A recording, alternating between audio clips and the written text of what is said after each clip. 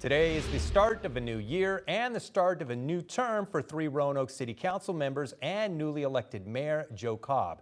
Tonight, WFXR's Sam Graham brings us a conversation with new councilman Nick Hagen, the first Republican elected to the Roanoke City Council in more than 2 decades. It's a season of change on Roanoke City Council as the city recently hired in its new city manager, elected a new mayor and vice mayor, in addition to electing its youngest ever councilman in Fajon Nash and the first Republican to be elected to council since the turn of the century in Nick Hagen. I look forward to representing the fine people of Roanoke, and I need to thank them again for putting their trust in me. Hagen's the first elected Republican in the 21st century. In 2008, Republican Alvin Nash was appointed to finish out the term of Alfred Doe. And if the Nash name sounds familiar, it's because his nephew, Fajon, is another new council member this year. But Fajon is a Democrat, along with the rest of City Council, as Hagen stands alone on party affiliation. Having even a single dissenting opinion, right, can force people to kind of rethink their arguments, even the majority. So that's what I'm hoping to bring.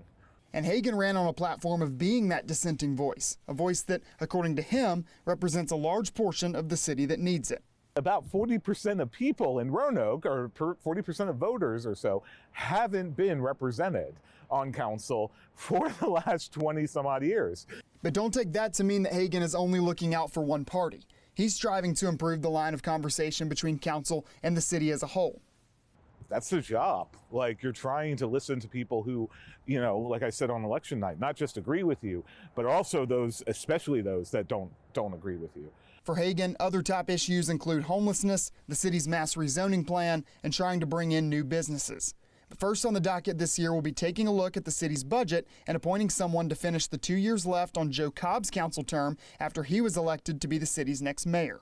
I've been on record in the past when we've had appointments as how hey, the person who came in fourth in the last election should probably be the one that should be appointed. Evelyn Powers finished fourth in this year's election cycle, but we don't yet know which direction council will ultimately go in looking to fill that position. In studio, Sam Graham, WFXR News.